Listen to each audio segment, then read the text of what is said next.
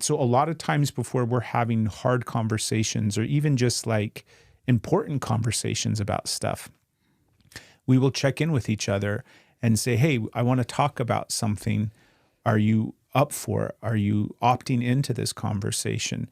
And the other person takes a moment and assesses where they're at. And it's basic need stuff like, well, right now I have to pee, or I'm hungry, or I'm really tired. We try to avoid having hard conversations at night, like after about 7 o'clock at night, because we just know that we aren't in our full capacity. Our brain is starting to go to sleep. We're already, tired and worn out from the day. And a lot of people, that's when you have those hard conversations, is at the end of the night, especially if you've got kids. And we know what that's like when all of our kids were young, living in the same house. That's when we would have hard conversations, is when we were laying in bed at night. And that's the worst time to have it, because you're not fully cognitive. You don't have your full awareness. And you're more activated at that point because you are tired. Right. It's a tired cranky. You've been going all day. So we stopped having those hard conversations at night. And we actually will set up times to have hard conversations. So it's like, hey, we're going to have this conversation on Saturday morning when we have all of our needs met, when we have cleared our plates, and we can show up with our full capacity.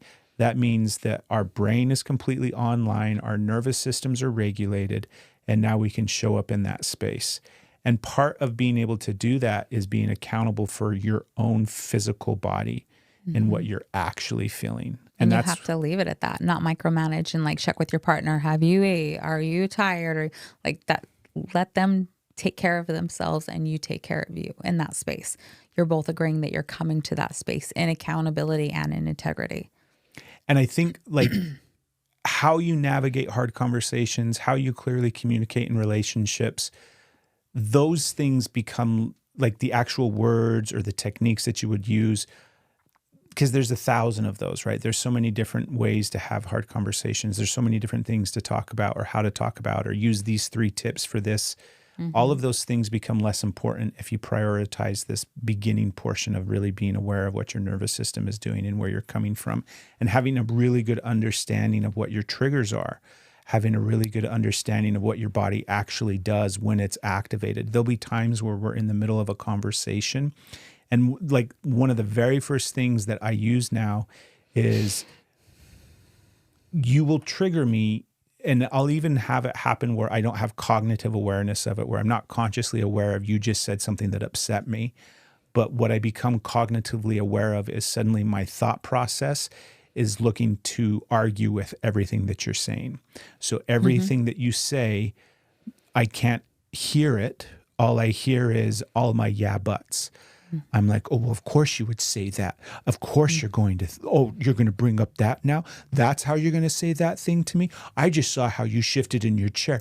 That's what you're doing? That conversation starts in my head. When you start arguing with them in your head, getting really mad. As soon as I have awareness that you're arguing with me, like in my head, right? Yeah. That part happens. That's my key to know I'm dysregulated. Yeah. Something's going on in my nervous system now, which means I know that parts of my brain are shutting down, like the full faculty. Like if I had, this boardroom full of like all the best thinkers in the world, like they're out to lunch. They took a smoke break and now we're getting like the brawlers in there that are just wanting to create chaos. And I'm get it on. Right? Yeah. I'm going into that part of my brain, that lizard part of my brain, the monkey brain that is just ready to fight and survive. And so I'm looking to point out all of your faults. I'm looking to call out, you think that's an issue? What about 2 weeks ago? We still haven't talked, all of those things start happening. And that's my notice. And this is the other big thing when it comes to, like, for us, clear communication involves being able to push pause, being able to say, I'm activated. I need to walk away from this conversation.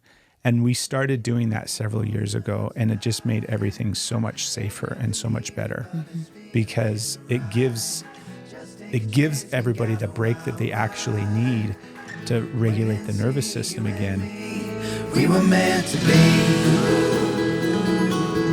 We were meant to be. We were meant to be.